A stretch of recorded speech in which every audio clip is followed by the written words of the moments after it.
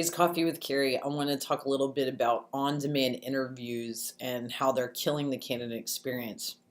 So a lot of companies are spending a lot of time and money and just as much efforts of marketing their HR and recruiting and experience as they are, on the marketing side, marketing their actual organization, and really around looking at the candidate experience from when on your website or how you're marketing your jobs and positions, all the way through to when you're hiring in the onboarding process.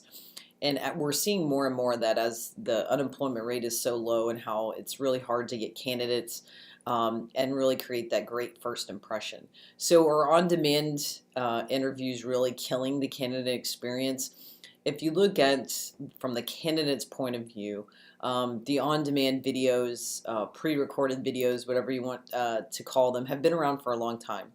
And they've been around for the sake of, from a hiring manager recruiting standpoint, the ability to get a lot of people to go to links and you load pre-recorded questions that you have for each candidate and then allow them a certain amount of time to respond to.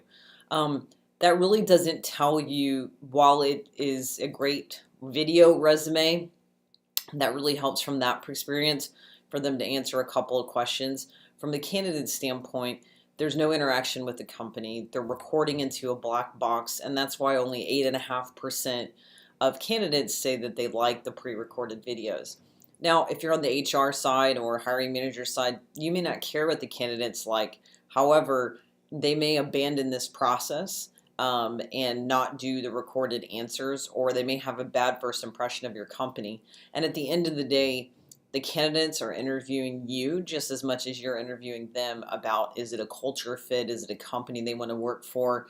And if you're using this in a highly competitive market, you should think about doing the live video interviews and doing video screens so you can at least see the candidate.